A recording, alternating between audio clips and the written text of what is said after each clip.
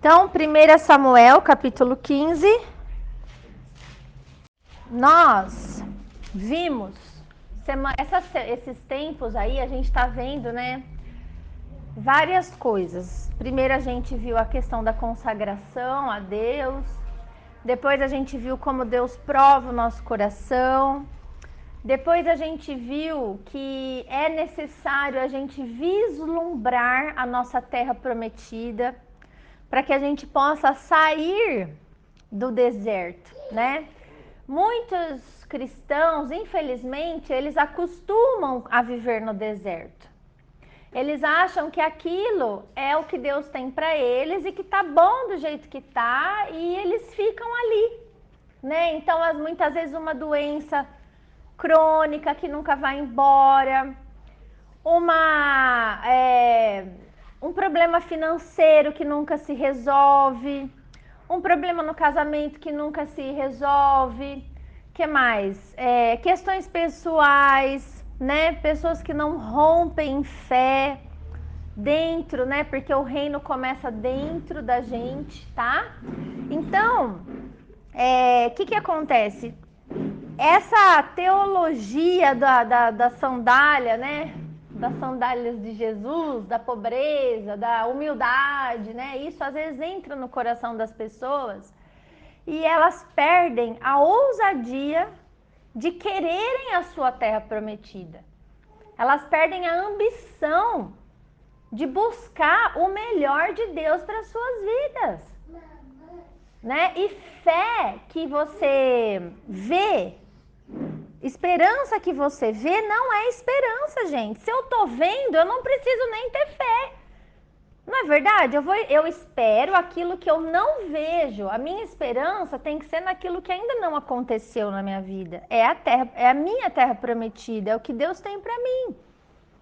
Né? Então a gente não pode aceitar menos do que isso e achar que é assim mesmo e acabou. Não.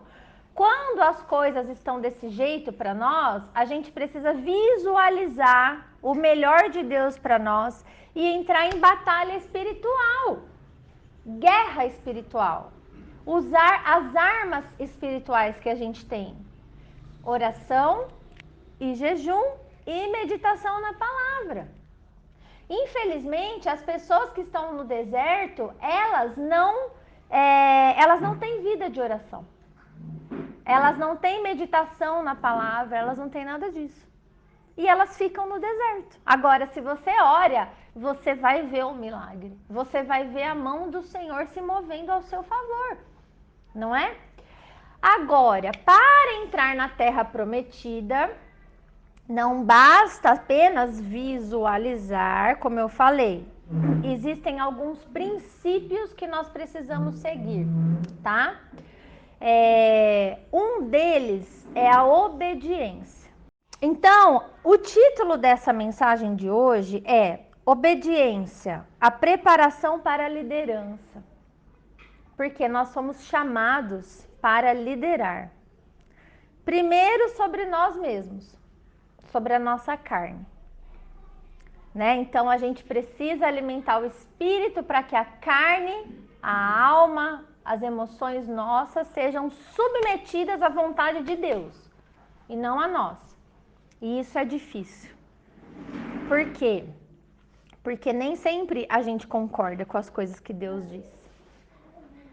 Muitas vezes a gente quer fazer do nosso jeito. E a gente acha que o nosso jeito vai ter um bom fim. E o nosso jeito nunca vai ter um bom fim. Tudo que a gente for fazer, a gente precisa aprender a buscar no Senhor se aquela decisão, se aquela atitude é para a glória de Deus ou não. Ou é para satisfazer a nossa carne, os nossos próprios egos, né? Se é para fazer bem para nós ou tá dentro do plano de Deus, tá? Então, falta um pouco isso. Por que as pessoas não fazem isso? Porque elas não querem ouvir um não de Jesus. Jesus, eu devo fazer isso? Não, não deve. Ah, e agora? Então, nós somos chamados para obedecer. Isso dói e é um princípio. É um princípio que nos tira do deserto e nos leva à nossa terra prometida, tá? Eu quero ilustrar isso em 1 Samuel com essa história que eu vou contar para vocês. Eu vou contar duas histórias, uma oposta à outra, e depois eu vou falar sobre o que Jesus disse, tá? Pra gente encerrar o assunto. Então, aqui nessa história, no capítulo 15 de 1 Samuel, está contando sobre a desobediência do rei Saul e a sua rejeição como rei, tá? Versículo 1. Disse Samuel a Saul: enviou-me o Senhor a ungir-te rei sobre o teu povo, sobre Israel. Atenta, pois, agora às palavras do Senhor. Assim diz o Senhor dos Exércitos: castigarei Amaleque pelo que fez a Israel, ter se oposto a Israel no caminho quando este subia do Egito. Então, peraí, só para contextualizar. Samuel era o profeta da época. Na época, existia um homem que recebia diretamente as palavras de Deus e passava para o povo, e passava para o rei, tá? Porque, gente, a gente se engana. A gente acha que tudo é natural, não é assim. Tudo é primeiro espiritual, depois se manifesta no natural. Entendeu?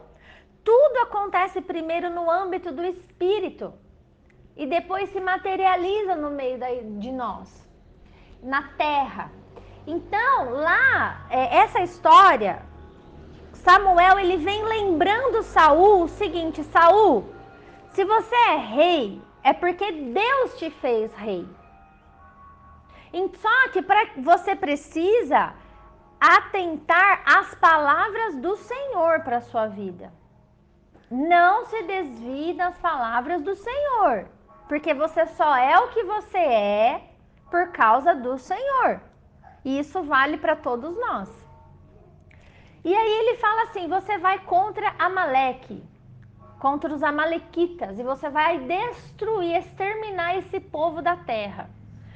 E por que Deus mandou ele fazer isso? Porque quando Deus estava libertando o povo do Egito rumo à terra prometida, eles estavam passando pelo deserto e eles precisavam passar pelos amalequitas. Os amalequitas eram um povo que poderia ser até aliado de Israel, e eles deveriam ter dado um suporte, um socorro para aquele povo, ter dado água, ter dado alimentos para fortalecer o povo continuar sua caminhada. Só que ao invés disso, o que eles fizeram? Viram que o povo de Israel estava enfraquecido no deserto e armaram emboscada contra o povo. E o povo não tinha como se defender. E eles entraram em guerra e mataram um monte de israelita. E agora chegou a hora da vingança. Passou quantas gerações do que esse povo fez e agora o Senhor traz vingança sobre esse povo. Então, lembra daquela passagem que a gente viu que as nossas atitudes recaem sobre os nossos descendentes? Esses descendentes aqui, eles vão pagar pelo que os antepassados deles fizeram lá com o povo no deserto. Entendeu? E isso é muito sério. E por que Deus vai fazer isso? Porque eles aprenderam com os pais o pecado, eles viviam no pecado, era uma desordem total e precisava exterminar da terra, né? Então, Deus manda ele fazer isso. Olha, você vai agora, castigarei Amaleque pelo que fez a Israel. Tá? Vai, pois, agora e fere a Amaleque, que era o rei dos amalequitas, e destrói totalmente a tudo que tiver, e nada lhe poupes. Porém, matarás o homem e a mulher, meninos e crianças de peito, bois e ovelhas, camelos e jumento. Não era para poupar nada. Essa era a ordem de Deus. Agora, o homem, ele escuta a ordem de Deus e ele acha que não é bem assim. Será que a gente sabe mais que Deus? Será que é justo a gente julgar o que Deus está mandando fazer? Tipo, ai, mas como? Vai matar criança? Será que Deus está errado? Essa é a pergunta. Deus está errado? O nosso erro é querer ser mais bonzinho que Deus. Esse é o nosso erro. A gente não pergunta as coisas para o Senhor. A gente já quer logo fazendo as coisas do nosso jeito. E aí, olha o que aconteceu com Saul, gente. Versículo 7. Vamos lá. Então feriu Saul os amalequitas, desde Avilá até chegar a Sur, que está defronte do Egito. Tomou vivo a Agag, rei dos amalequitas, porém a todo o povo destruiu a fio de espada. E Saul e o povo pouparam Agag, que era o rei deles, e o melhor das ovelhas e dos bois, os animais gordos e os cordeiros, e o melhor que havia. E não os quiseram destruir totalmente. Porém, toda coisa vil e detestável destruíram.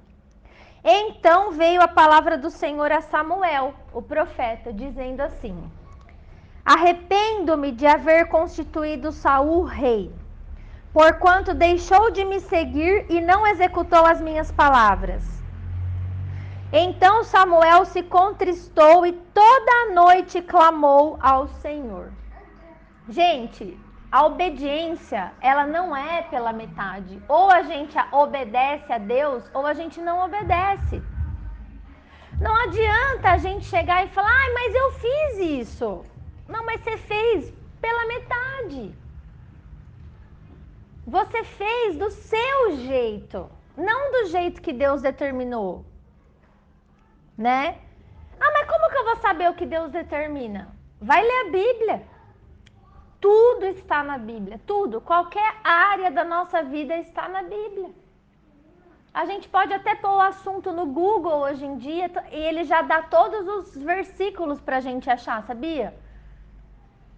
Então, não interessou que ele matou as pessoas, ele catou os bois, o rebanho, a grana, a parte, né, que lhe interessava, ele guardou e poupou o rei. E aí vai o profeta Samuel clamar a noite inteira pela vida de Saul, porque Deus já tinha avisado que era para cumprir a ordem, né? O que aconteceu? Madrugou Samuel para encontrar a Saul pela manhã, e anunciou-se aquele. Já chegou Saul ao Carmelo, e eis que levantou para si um monumento, e dando volta, passou e desceu a Gilgal.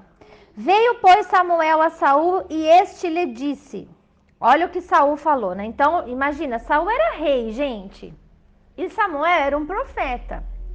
E ele veio, né, todo pomposo, né, e falou assim, bendito sejas tu do Senhor, executei as palavras do Senhor. Olha que hipocrisia, gente, querendo enganar o profeta de Deus, querendo se passar por obediente, né? Então, Samuel disse, que balido, pois, de ovelhas é esse nos meus ouvidos e o mugido dos bois que eu ouço? Aí respondeu Saul, de Amaleque os trouxeram, porque o povo poupou o melhor das ovelhas e dos bois, para o sacrificar ao Senhor, teu Deus. O resto, porém, destruímos totalmente. Outra atitude covarde. Não fui eu, foi o povo. Foi o povo que poupou. Mas quem é o líder do povo? Quem direciona esse povo? Não era ele? A responsabilidade sempre vai cair sobre o líder, né? E ainda com uma desculpa pior ainda, falando que aquilo que ele pegou, achando que era certo, era para sacrificar a Deus ainda, para entregar a Deus. Mas Deus não se agrada dos nossos sacrifícios, Ele quer a nossa obediência. Não adianta nada sacrificar ao Senhor sem obedecer às suas palavras. Ele não quer isso.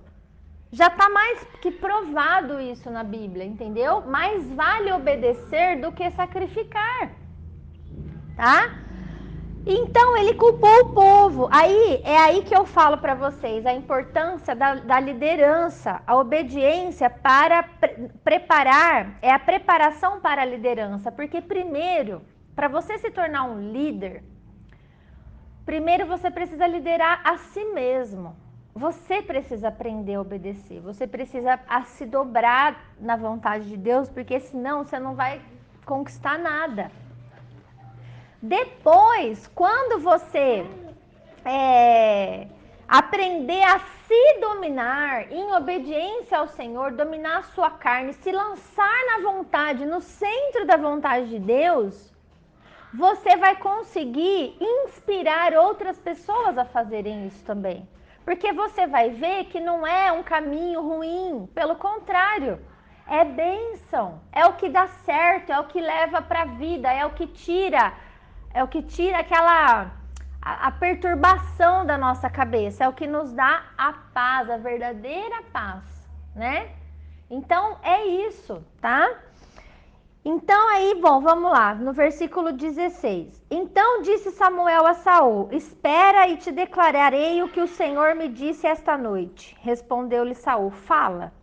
Aí prosseguiu Samuel: porventura, sendo tu pequeno aos teus olhos, não foste por cabeça das tribos de Israel, e não te ungiu o Senhor rei sobre ele? Enviou-te o Senhor a este caminho e disse: vai e destrói totalmente estes pecadores, os amalequitas, e peleja contra eles até exterminá-los. Por que, pois, não atentastes à voz do Senhor, mas te lançaste ao despojo e fizeste o que era mal aos olhos do Senhor? Então disse Saul a Samuel: pelo contrário, dei ouvidos à voz do Senhor e segui o caminho pelo qual o Senhor me enviou. Quer dizer, ainda discute com o homem. Sabe? Não, mas eu fiz na boa intenção, mas eu fiz porque, né? O Senhor também fala que a gente tem que fazer, sabe? É quando fica argumentando. E trouxe a Agag, o rei de Amaleque, e os amalequitas, os destruí totalmente. Mas o povo tomou do despojo das ovelhas e dos bois o melhor do designado à destruição para oferecer ao Senhor teu Deus em Gilgal. Aí Samuel dá uma resposta bem dada. Porém Samuel disse: tem porventura o Senhor tanto prazer em holocaustos e sacrifícios, quanto em que se obedeça a sua palavra? Eis que o obedecer é melhor do que o sacrificar, e o atender é melhor do que a gordura de carneiros. Então, quando eu falo para vocês que a obediência ela é um princípio de Deus, significa que ela vem primeiro de todas as outras coisas na vida da gente. Tudo que a gente resolver fazer, a gente precisa, antes de mais nada, buscar aplicar princípios, que são primeiras coisas que Deus coloca para nós, entendeu? Tá? Isso tá dentro do princípio, porque a gente não sabe o futuro. A gente pensa que vai as coisas tudo dar certo, a gente tem essa fé. Mas o Senhor sabe o que é cilada para nós, o que é laço, o que é mal, né? Então a gente tem que ter isso, esse entendimento que obedecer é melhor do que sacrificar. Ou seja, Deus não queria nada daqueles bois oferecidos no altar. Deus queria que simplesmente eliminasse aquilo da face da terra, porque estava tudo consagrado a demônios. E não dá para servir a Deus e aos demônios. Não dá. Entendeu? Aí ele explica, ele fala, sabe por que é melhor obedecer do que ficar fazendo sacrifício? Porque a rebelião é como o pecado de feitiçaria. Então, o que o rebelde faz? O que é próprio do rebelde? Ir contra, é desobediência. O rebelde, ele nunca fala assim, Senhor. Ele sempre vai argumentar, né? Olha, faz isso. Ah, mas por quê? Ó, faz isso. Ah, não, mas eu acho que assim vai ser melhor. Gente, isso é rebeldia, isso é rebelião. Isso é totalmente contrário à obediência. Nós que temos crianças pequenas, a gente precisa pegar no pé das crianças com relação à obediência. Porque é desde cedo que a gente já vai moldando um coração obediente, né? Porque se a pessoa tem dificuldade de obedecer aos pais, como obedecerá ao Senhor? Como obedecerá a Deus se não presta obediência aos pais? Não é verdade? Tá? Então, e aqui ele fala, e a obstinação é como idolatria e culto a ídolos do lar. Então, o que é obstinação? O que é mente obstinada? É aquela pessoa que tem um pensamento fixo e não muda o pensamento.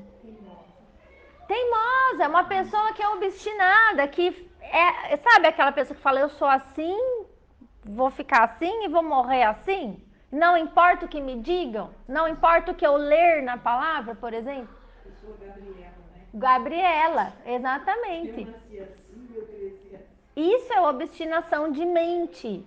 E a palavra de Deus, sabe o que ela fala lá em Romanos 12, 1? Ela fala assim: não vos conformeis com este século, mas transformai-vos pela renovação da vossa mente, para que experimenteis qual seja a boa, perfeita e agradável vontade de Deus para a sua vida. Então, a nossa cabeça precisa ser transformada, tá? Porque a obstinação é igual a idolatria, ficar cultuando ídolos do lar, né? Isso é pecado. Tá na lei de Deus, nos 10 mandamentos, na base, não tá nem escondido. Não tá nem escondido para alguém falar, nossa, onde será que tá isso, meu Deus?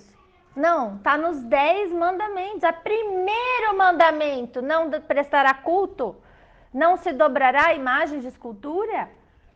E as pessoas que têm essa obstinação ou a rebelião, faz o quê? Ah, não é bem assim. Você acha que o santinho vai fazer mal? Eu não estou pedindo coisa ruim. Deixa o santinho aí. Você está em desobediência. Porque ou obedece ou desobedece. Não existe meio termo para o Senhor nessas questões, né? E aí vem aqui, ó, olha que interessante isso aqui. Então disse Saul a Samuel: pequei, pois transgredi o mandamento do Senhor e as tuas palavras. Porque temi o povo e dei ouvidos à sua voz. Agora eu pergunto a vocês, então o que é o pecado, gente? O que é o pecado? É a quebra da lei, é a quebra dos mandamentos. Todas as vezes que a gente quebra um mandamento de Deus, nós estamos em pecado. Não adianta, é assim. Para o Senhor é assim, né? Só que o líder, ele disse que pecou porque ele foi levado pelo povo, entendeu? Cuidado com isso. Nós temos que ter cuidado com isso. Quantas vezes a gente se dobra ao povo, a gente até... Como que eu vou falar? Às vezes a gente passa panos quentes no pecado dos outros para ficar tudo bem. Às vezes até para a pessoa não ir embora, ou não se ofender com a gente fala, tá bom. Nós estamos errados, gente. Porque a gente não pode ser participante do pecado dos outros. Se a pessoa quer pecar, ela que peque sozinho, sem envolver ninguém. Certo? Então, assim, eu já vou dizer, se você sabe que é pecado, não me pergunta, tá? Por favor, vai, faz, assume o risco e vai mesmo. Vai que a consequência é só sua. Deixa eu fora dessa, entendeu?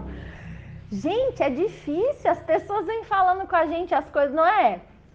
A gente acaba querendo alisar, falar, então não, Deus vai abençoar, Jesus. A gente precisa se posicionar mais. A gente não pode mais ser levado pelo povo, pelas pessoas, tá? Eu sempre falo para vocês, eu falo pro Ronaldo, eu acho que o caminho cristão é um caminho muito solitário. É um caminho solitário de seguir. Porque não é todo mundo que aguenta ficar perto de quem firma o pé na palavra. Infelizmente é isso, né? Bom, mas aí então ele deu essa desculpa, ele falou que ele pecou, ele se reconheceu pecado, culpado, e aí ele fala assim: agora, pois, te rogo, perdoa-me o meu pecado e volta comigo para que adore o Senhor. Porém, Samuel disse a Saul: não tornarei contigo, visto que rejeitaste a palavra do Senhor. Já ele te rejeitou a ti, para que não sejas mais rei sobre Israel. Virando-se Samuel para se ir, Saul o segurou pela orla do manto e este se rasgou. Ele rasgou a roupa do profeta, gente. Porque ele não aceitou o que Deus estava falando ali através do profeta. Então Samuel lhe disse: o Senhor rasgou hoje de ti o reino de Israel e o deu ao teu próximo, que é melhor do que tu. Olha a ousadia do profeta Samuel. E aí, também a glória de Israel não mente, nem se arrepende, porquanto não é homem para que se arrependa. Quer dizer, a glória de Israel, a presença de Israel é Deus, né? No meio do seu povo. Então disse Saul: pequei, honra-me, porém agora diante dos anciãos do meu povo e diante de Israel, e volta comigo para que eu adore o Senhor teu Deus. Então Samuel seguiu a Saul e este adorou o Senhor. Aí Samuel ainda cedeu, porque o coração do Samuel ainda era com Saul, né? Disse Samuel: traze-me aqui Agag, rei dos amalequitas. Agag veio a ele confiante e disse: certamente já se foi a amargura da morte, né? Disse, porém, Samuel: assim como a tua espada desfilhou mulheres, assim desfilhada ficará tua mãe entre as mulheres. E Samuel despedaçou Agag perante o Senhor em Gilgal. Ou seja, Samuel, o profeta, teve que cumprir a obediência no lugar do rei, né? Então Samuel se foi para Ramá e Saul subiu à sua casa a Gibeá de Saul. Nunca mais viu Samuel a Saul até o dia da sua morte, porém tinha pena de Saul. O Senhor se arrependeu de haver constituído Saul rei sobre Israel. E disse o Senhor a Samuel: até quando terás pena de Saul, havendo-o eu rejeitado, para que não reine mais sobre Israel? Enche um chifre de azeite e vem. Enviar-te-ei a Jessé, o belemita, porque dentre os seus filhos me provi de um rei. Então, aqui a gente vê um profeta extremamente triste, deprimido pela desobediência de alguém que foi ungido por ele, rei sobre Israel, né? Alguém que tinha todo um plano. O que eu aprendo? Olha a quebra do princípio como é grave. O Senhor, quando chama a gente, Ele tem todo um plano para a nossa vida. Um plano para que a gente se coloque e lidere, e esteja em evidência, esteja por cabeça. Para que pessoas venham ao Senhor, para que vidas sejam transformadas. Só que isso só é possível mediante a nossa obediência. Nós temos que obedecer primeiro. Se a gente quebra o princípio, sabe o que Deus faz? Quebra o contrato, entendeu? E ainda Deus fala: vou ungir outro que é melhor do que você. Então não existe ninguém insubstituível na terra. Ninguém. Nós precisamos andar dentro dos princípios de Deus. E não adianta o profeta orar, clamar, não adianta nada, porque vem o Senhor e fala: até quando? Até quando? Se eu já rejeitei essa pessoa, você vai continuar intercedendo por ela? Vai ungir outro. e levou ele à casa de Jessé, que tinha lá o rei Davi, né? Então, essa palavra me tocou porque Saul, gente, pela quebra de princípio, ele foi rejeitado por Deus e ele perdeu o reino. E com a gente é a mesma coisa. Tem pessoas que pensam que vão na igreja, que se batizam e que estão salvos para sempre, que não precisam se atentar com nada, se alinhar com nada, pode viver do jeito que quer e que tá tudo certo.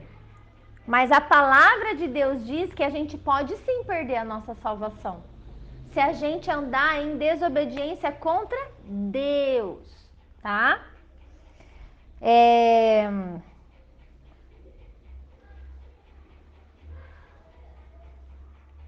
O outro exemplo que eu vou trazer para vocês está com Josué. Lembra que Josué foi o conquistador da Terra Prometida? Lá no livro de Josué, pode abrir aí comigo, eu vou ler com vocês.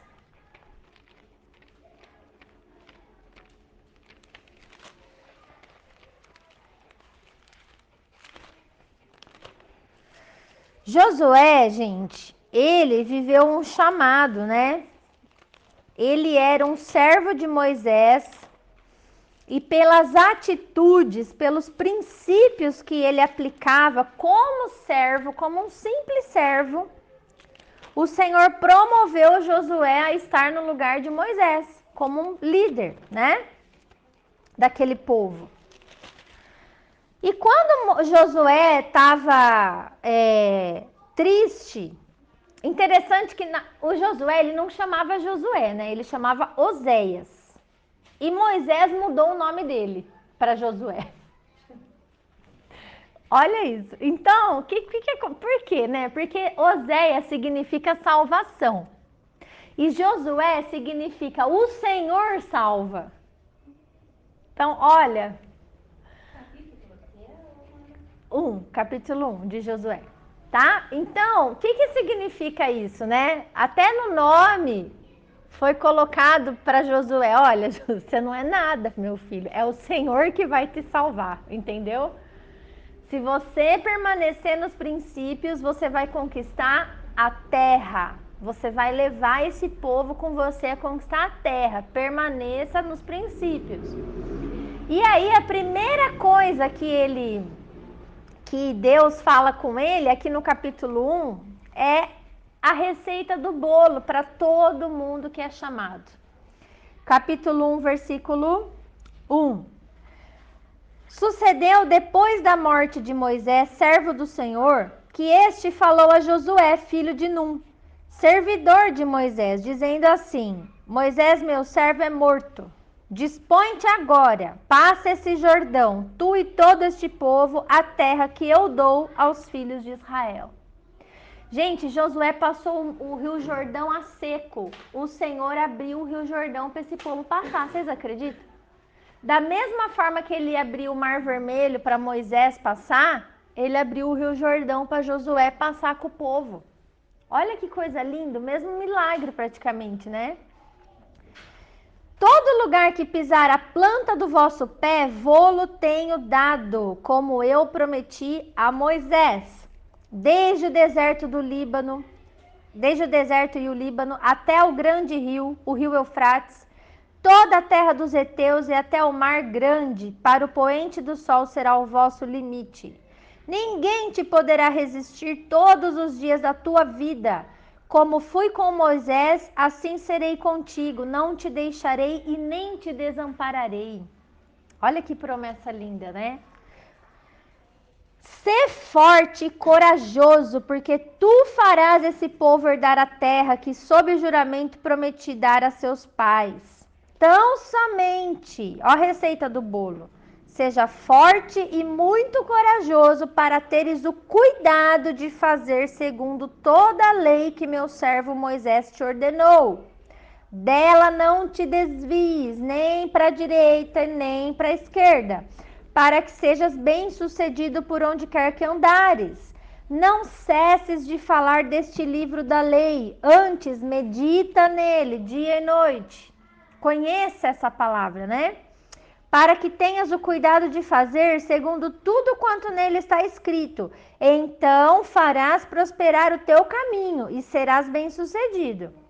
Não te mandei eu? Ser forte e corajoso, não temas nem te espantes, porque o Senhor teu Deus é contigo por onde quer que andares. Então, o que a gente tem que fazer mesmo para ser próspero, para ter paz, para vencer? Qual é a receita do bolo? Obedecer às leis de Deus. Mas eu só posso obedecer aquilo que eu conheço. Por isso que a nossa mente precisa ser transformada. Porque muitas vezes a gente aprendeu em outros lugares coisas que estão grudadas na nossa cabeça e que nos leva para a direita ou para a esquerda, que nos engana. Não é verdade? Então a gente precisa ter esse cuidado. Amanda, Pode falar. quando você falou que começa tudo antes lá no espiritual, né? Tanto para o bem como para o mal, ou o mal ou o bem se define depois de materializar? Eu acho que começa tudo no espiritual, tanto para o bem como para o mal, porque os mesmos planos que Deus tem para a vida da gente, o diabo também tem outros planos. E ele trabalha para que os planos dele se realizem na vida das pessoas. A gente pode usar a Melina, que ainda é uma bebê, né? A Melina, ela nasceu uma folha em branco. Tudo que ela vai ser preenchido pelos pais, pelo convívio, pelos ambientes que ela vai ser exposta. Você entendeu? Tudo que ela ouve, tudo isso está preenchendo essa folhinha em branco na vida dela, para definir o que vai se materializar na realidade ou não. Aquela situação Pode falar. que fala que quando Davi viu Batseba no banho, que por um tempo ele foi dominado, ele virou as costas do Senhor, onde tudo que ele se materializava era ruim. Ele quis, quando ia Para guerra, ele começa a ter atitudes malignas. malignas. Por quê? Porque o coração dele se rendeu à tentação do maligno. O que o diabo tem? Um plano de destruição. Entendeu? Por quê? Mas por quê? Porque o diabo, ele não consegue tocar, atingir a Deus, gente. Deus é muito grande. Qual que é a forma que ele tem para atingir a Deus? É tocando nos filhos de Deus. Se eu quero irritar a Carol, eu consigo brigar com ela? Não, porque nós estamos de igual para igual, certo? Mas se eu fizer mal para a Melina, eu atinjo o coração da Carol, você entendeu? É a mesma coisa, o inimigo, ele quer fazer mal para nós, ele quer que o ser humano acabe numa vida de desgraça para conseguir atingir o coração de Deus, porque o coração de Deus tem um plano maravilhoso para cada um de nós. O coração de Deus tem a terra prometida para gente, mas o inimigo não quer. Tanto é que ele está lá, ele está na terra prometida nossa. Os gigantes estavam lá, a terra não estava vazia, que era só o povo chegar lá. Tinha gigante lá, tinha gente tomando aquilo que era do povo de Deus. Ou seja, tem gente tomando o seu lugar em várias áreas, querendo tomar o que é teu por direito. E nós não podemos aceitar. Tem gente querendo tomar os meus filhos de mim, por exemplo. Vocês acham que não tem? Você acha que o diabo não tem um plano maligno já prontinho para cada um deles? Tem, viu? Ele tem. Por isso que a gente tem que dobrar o joelho e fazer batalha espiritual pela vida dos nossos filhos. Porque a gente vai provocar e promover que os anjos venham a guardar os nossos filhos desse mal e que eles se rendam à vontade do Senhor e escolham o caminho de Deus e venha o plano que Deus tem para cada um deles. Você entende? É isso. Então, existe sim algo no mundo espiritual que vem para querer destruir as famílias e outras áreas da vida da gente. Tá? Aí, o Josué, ele entendeu a receita do bolo e ele resolveu seguir a risca como líder do povo de Israel, né? Aí, o que aconteceu? No capítulo 5, do versículo 13 ao 15, olha só, ele está preparando para a batalha, né? Jericó, primeira cidade que ele vai tomar, lá da terra de Canaã, né? Cidade fortificada. Olha o que aconteceu. Estando Josué ao pé de Jericó, levantou os olhos e olhou, e eis que se achava em pé diante dele um homem, que trazia na mão uma espada nua. Chegou-se Josué a ele e disse-lhe: És tu dos nossos ou dos nossos adversários? Respondeu ele: Não, sou príncipe do exército do Senhor e acabo de chegar. Então Josué se prostrou com o rosto em terra e o adorou e disse-lhe: Que fiz meu senhor ao seu servo? Respondeu o príncipe do exército do Senhor a Josué: Descalça as sandálias dos pés, porque o lugar em que estás é santo. E fez Josué assim. Quem era esse homem? Era Jesus. É uma teofania de Jesus antes do nascimento dele na terra como homem, né? Porque Jesus, ele sempre foi um homem. Antes de nascer, ele já era um homem no céu, tá? Tanto é verdade que Deus criou Adão e Eva com aparência humana, a sua imagem e a sua semelhança. Então, ele sempre existiu, né? E muitas vezes no Antigo Testamento, Jesus aparece. Ele aparece como o anjo do Senhor em letra maiúscula, é Jesus. E aqui, ó, esse homem, ele aparece também como filho do homem para o profeta Daniel, tá?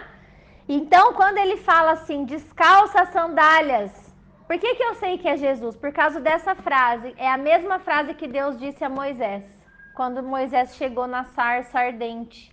Porque nenhum anjo deve ser adorado. Os anjos, eles são conservos nossos. Eles não podem receber a nossa adoração. Quem adora anjo está em pecado, é idolatria. O anjo é conservo. Tanto é, você pode ver isso lá no Apocalipse, quando João recebe e conversa com vários anjos, ele vai adorar um, ele fala, não, adore somente a Deus, eu sou o conservo teu. Entendeu? Agora esse aqui não, ele disse o quê? Tira a sandália do pé, porque o lugar que você está pisando é santo, eu cheguei. É o príncipe do exército celestial junto com Josué. Gente, essa guerra que começou no espiritual se materializou no físico. As muralhas caíram sobrenaturalmente. Quem derrubou essas muralhas? Jesus e o exército de Deus que estava ali. Ele tinha chegado com a espada na mão, gente. Olha que coisa tremenda. As nossas batalhas, a gente não batalha sozinho. A gente tem que parar de querer fazer tudo sozinho. Nós precisamos orar e pedir a Deus essa guarda sobre a nossa vida. Guarda-nos, Senhor, guarda-nos do mal, das ciladas do diabo. O diabo quer nos destruir. Entendeu? Bom, então Deus estava com Josué e aí a cidade caiu. Porém, pouquinho mais para frente, você vai ler sobre Ai, a cidade que chama Ai, que era a próxima a ser conquistada. E aí o que aconteceu no meio daquele povo? Tinha os desobedientes, né? Bom, aqui Eles, só para contextualizar, eles invadiram a cidade de Ai, tiveram que sair correndo e foram derrotados. Capítulo 7, gente, desculpa. Josué, capítulo 7. Eu ainda tô... Vou dar uma pulada, porque a história é longa. Então, é assim, eles estavam confiantes, porque Deus entregou Jericó na mão deles. Aí já afrouxaram na obediência, né? E aí, o que aconteceu? Entraram na cidade de Ai, tiveram que sair correndo, porque foram derrotados ali. Aí, o que aconteceu? Versículo 6. Então Josué rasgou as suas vestes e se prostrou em terra sobre o seu rosto perante a arca do Senhor até a tarde. E ele e os anciãos de Israel e deitaram pó sobre a cabeça. Disse Josué: Ah, Senhor Deus, por que fizeste esse povo passar o Jordão, para que nos entregues nas mãos dos amorreus, para fazerem perecer? Né? Tomara nós contentáramos em ficarmos lá da além do Jordão. Ah, Senhor, que direi? Pois Israel virou as costas diante dos seus inimigos. Olha a vergonha de um líder. Olha o que estava afligindo Josué. Israel, o povo que tem Jesus no seu exército, teve que sair correndo dos inimigos. A gente não foi chamado para correr de inimigo. A gente foi chamado para enfrentar inimigo, perseguir e destruir até a morte. Nós somos o povo que está escrito que somos mais que vencedores. Nós temos autoridade dada por Jesus de pisar serpentes, escorpiões e toda a força do mal, e nada absolutamente nos causará dano algum. Agora, quando existe covardia, a pessoa sai correndo do inimigo, dá vergonha. Ele estava nervoso aqui, ó. Israel virou as costas diante dos seus inimigos. Aí, versículo 10. Então disse o Senhor a Josué: Levanta-te, porque estás prostrado assim sobre o seu rosto? Israel pecou e violaram a minha aliança, aquilo que eu ordenara, pois tomaram das coisas condenadas e furtaram e dissimularam e até debaixo da sua bagagem o puseram. Pelo que os filhos de Israel não puderam resistir aos seus inimigos, viraram as costas diante deles, porquanto Israel se fizera condenado. Já não serei com vocês, se não eliminardes do vosso meio a coisa roubada. Entenderam agora o princípio da obediência? Adianta ser povo de Deus sem obedecer? Tinha gente que estava roubando despojo de guerra ali, gente. E por causa do pecado, Deus quebra a aliança. Deus fala, não sou mais com vocês. Então, o nosso pecado é o que nos separa de Deus. É o que nos faz derrotados diante do inimigo. Por isso, a gente precisa se santificar. A cada dia, nós não podemos negociar com o pecado, com a quebra da lei. A lei existe e é para ser seguida. Quem não quer ter lei para seguir, vai viver no mundo, que no mundo não tem lei. Cristão tem lei, e é essa aqui, ó. Aí ele fala assim para Josué: Dispõe-te, santifica o povo, e dize: Santificai-vos para amanhã, porque assim diz o Senhor, o Deus de Israel: Há coisas condenadas no meio de vocês, ó Israel. Os vossos inimigos não podereis resistir, enquanto não eliminares do vosso meio as coisas condenadas. E aí, olha só, no versículo 15: Aquele que for achado com a coisa condenada será queimado. Ele tudo quanto tiver, porquanto violou a aliança do Senhor e fez loucura em Israel. Olha o olho de Deus, gente. É grave. Então Josué se levantou de madrugada e fez chegar a Israel segundo as suas tribos, e caiu a sorte sobre a tribo de Judá. Fazendo chegar a tribo de Judá, caiu sobre a família de Zeraitas. Fazendo chegar a família de Zeraitas, homem por homem, caiu sobre Zabdi. E fazendo chegar a sua casa, homem por homem, caiu sobre Acã, filho de Carmi, filho de Zabadi, filho de Zerá, da tribo de Judá. Então Josué disse a Acã: Filho meu, dá glória ao Senhor, Deus de Israel, e a ele rende louvores e declara-me agora: o que fizeste, não me ocultes. Respondeu Acã a Josué e disse: verdadeiramente pequei contra o Senhor, Deus de Israel, e fiz assim e assim. Bom, versículo 24. Então Josué e todo Israel com ele tomaram Acã, filho de Zerá, e a prata, e a capa, e a barra de ouro, e seus filhos, e suas filhas, e seus bois, e seus jumentos, e suas ovelhas, e sua tenda, e tudo quanto tinha, e levaram-no ao vale de Acor. Disse Josué: por que me conturbaste? O Senhor hoje te conturbará. E todo o povo de Israel o apedrejou, e depois de apedrejá-los, queimou-os. E levantaram sobre eles um montão de pedras que permanece até o dia de hoje. Assim o Senhor apagou o furor da sua ira, pelo que aquele lugar se chama o Vale de Acor até o dia de hoje. Não houve perdão. Não houve perdão para Saul, não houve perdão para Acã. Isso tudo por quê? Por que a gente tem escrito isso na Bíblia hoje? É para a gente entender o quão sério é o pecado. Por que hoje não tem mais isso? Hoje essa lei, ela não é mais aplicada. Porque Jesus, ele veio e ele deu uma nova roupagem para as leis do Antigo Testamento. É como se ele falasse assim: lá era necessário vocês verem a consequência do pecado, que é a morte. Quando eu cheguei, eu manifestei tudo a vocês. E eu morri no lugar de vocês. Eu cumpri toda a condenação da lei no lugar de vocês.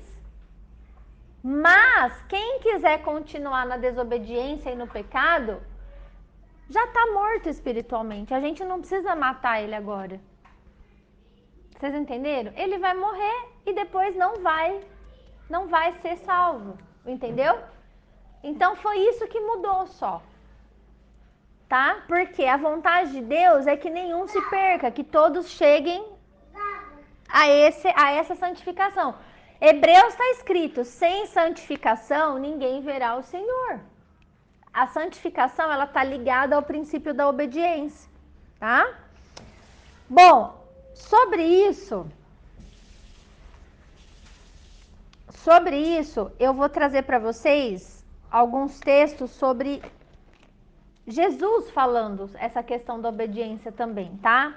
Bom, vamos ver Oséias, que é Antigo Testamento. Oséias 14.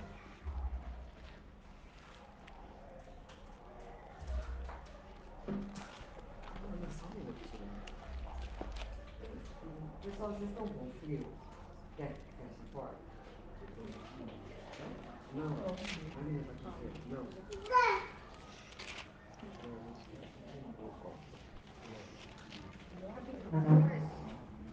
Oséias 14.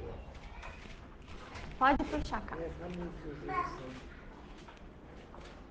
Oséias 14, versículo 1 e 2.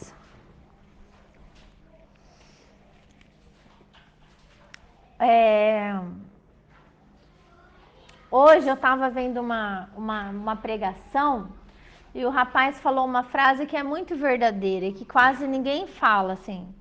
Ele falou assim que Deus, ele não ama o pecador. Porque o pecador, ele vai ser destruído na volta de Jesus. Deus ama o pecador arrependido do seu pecado. Aquele que se arrepende do pecado, é esse que Deus ama, entendeu? Tá? Nesse contexto de Oséias é Antigo Testamento, ele está falando todos os males que veio sobre Israel. Tudo que Israel passou, as perseguições, as invasões. Israel sofreu muito, né, nesse contexto. E aí, no último capítulo do livro, ele fala assim, olha: Volta, ó Israel, para o Senhor teu Deus, porque pelos teus pecados estás caído. Tende convosco palavras de arrependimento e convertei-vos ao Senhor. Dize-lhe, perdoa toda iniquidade, aceita o que é bom, e em vez de novilhos, os sacrifícios dos nossos lábios. Então, quer dizer, já no Antigo Testamento, já estava falando que não interessava esses rituais para Deus. Ele queria o quê? O sacrifício dos nossos lábios, ou seja, as nossas palavras de arrependimento. E conversão e mudança, tá? Então, o que faz um cristão, um crente cair, ser derrotado pelos inimigos? O que faz? O que vocês acham?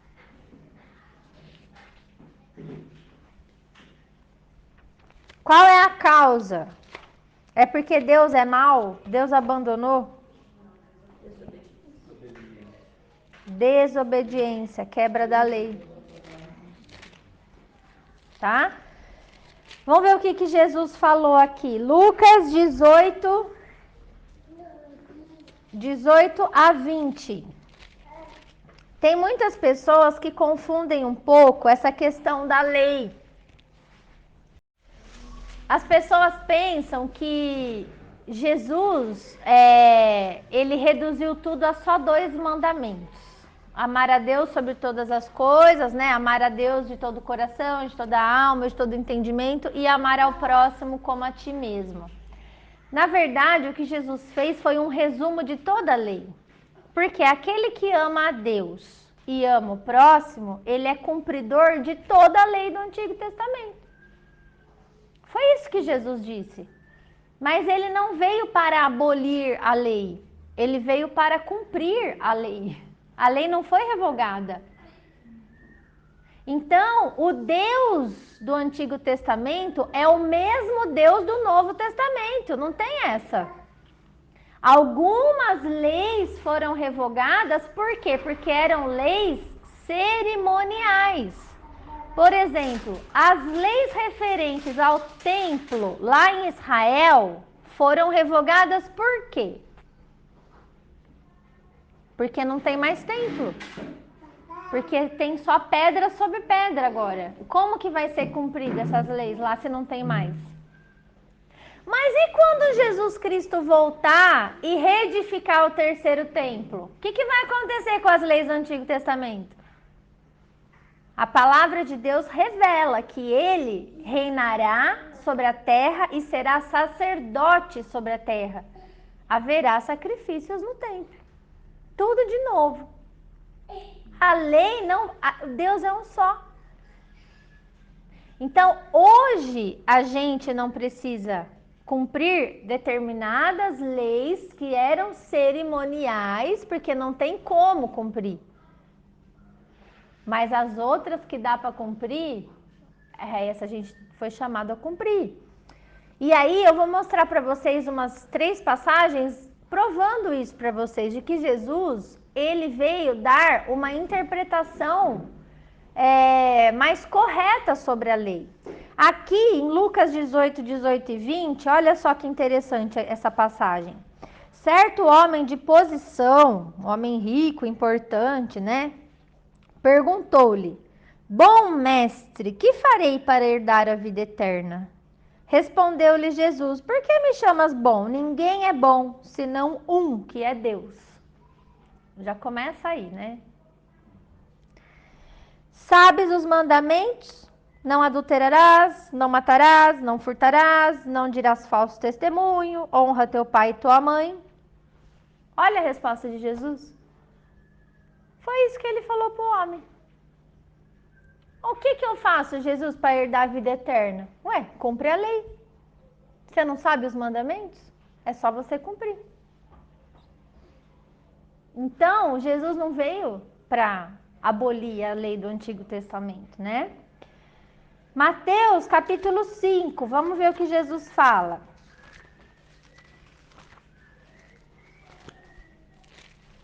Mateus capítulo 5, versículo 17 a 20.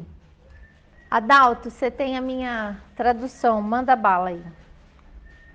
Não pensei que vim revogar a lei ou os profetas. Não vim para revogar, vim para cumprir. Porque em verdade vos digo, até que o céu e a terra passem, nenhum i ou outro tio jamais passará da lei. Até que tudo se cumpra, aquele, pois, que violar um destes mandamentos, posto que dos menores, e assim ensinar aos homens, será considerado mínimo no reino dos céus. Aquele, porém, que os observar e ensinar, esse será considerado grande no reino dos céus. Porque vos digo que, se a vossa justiça não exceder em muito a dos escribas e fariseus, jamais entrareis no reino dos céus. Ó, os escribas e os fariseus ensinavam, né, o tempo todo as leis de Deus, mas não cumpriam. Então Jesus falou, se vocês não cumprirem o que vocês conhecem, se vocês violarem, vocês não vão entrar no reino dos céus, né? Se vocês violar um desses mandamentos, que seja um pequenininho, e ensinar os homens a fazer isso, sabe? Tipo, Deus isso aí não é tão grave, entendeu? O que vai acontecer? Vai ser considerado mínimo no reino dos céus, vai ser até salvo, mas não vai ter, vai ser considerado menor no reino, entendeu? E não é isso que Deus tem para nós, né? Jesus, ele não veio para revogar a lei, ele veio para cumprir a lei. E aí, como que ele faz isso? Isso é tão real que olha o que ele falou na sequência dessa leitura, eu vou ler. Ouvistes o que foi dito aos antigos, não matarás, né? Isso é o que está na lei da antiga aliança. Quem matar estará sujeito a julgamento, certo? Eu, porém, vos digo que, ou seja, ele veio interpretar essa lei da forma correta, da forma como Deus queria que fosse entendida desde o princípio. Eu vos digo que todo aquele que, sem motivo, se irar contra seu irmão estará sujeito a julgamento. E quem proferir um insulto a seu irmão estará sujeito a julgamento do tribunal. E quem lhe chamar tolo estará sujeito ao inferno de fogo. Se, pois, ao trazeres ao altar a tua oferta, ali te lembrares que teu irmão tem alguma coisa contra ti, deixa perante o altar a tua oferta, vai primeiro reconciliar-te com teu irmão e então, voltando, faze a tua oferta. Entre em acordo sem demora com o teu adversário, enquanto estás com ele a caminho, para que o adversário não te entregue ao juiz, o juiz ao oficial de justiça e seja recolhido à prisão. Em verdade te digo que não sairás dali enquanto não pagares o último centavo. Quem falou isso? Jesus. Então, a lei existe, está aqui, ó, né? E essa, inclusive, é uma lei muito importante da gente entender. Sabe o que... Gente, ele está falando sobre irmão, né? Uma das coisas que Deus odeia é a divisão no meio da igreja, porque a gente foi chamado para viver em unidade. A unidade no corpo de Cristo é algo muito importante para Deus. Por isso ele sempre orienta, quando a gente tem alguma coisa contra alguém, a gente precisa acertar. A gente precisa sentar, nem sempre é possível, tá, gente? A ordem é: senta, acerta, reconcilia enquanto vocês estão no caminho. Porque a coisa que não é acertada, a coisa que não é resolvida, ela só traz transtorno e divisão no meio do corpo de Cristo. E isso é coisa que Deus odeia, tá? E tem condenação isso daí. Então, você vê que interessante, né? E na lei tá falando, não mata. Mas Jesus considera que só o fato de você xingar um irmão ou lançar um insulto contra a vida de alguém com palavras, você pode matar. Você entendeu? Quando você insulta alguém, é como se você matasse aquela pessoa. Quantas pessoas com palavras não têm poder de matar os outros? Só com palavras. Palavras duras, palavras insensatas, imprudentes, malignas. É como eu falei, a gente estava falando das crianças. Eu usei o exemplo da Melina. Poxa, a Melina é um bebê. Tudo que ela recebe de palavra vai gerar no coraçãozinho dela vida ou morte. E isso cabe aos pais nesse momento, né? Nessa fase, tá? Só que os adultos também podem matar os outros adultos com as suas próprias palavras, né? Por isso que tem esse julgamento aqui. E quem faz isso não adianta nem ofertar, porque tá falando aqui que Deus não aceita oferta nessa situação. Primeiro precisa ver a reconciliação para depois a entrega da oferta, para que Deus receba isso com alegria no meio da igreja. Lucas, agora vamos para Lucas 16. É o último texto, tá, gente?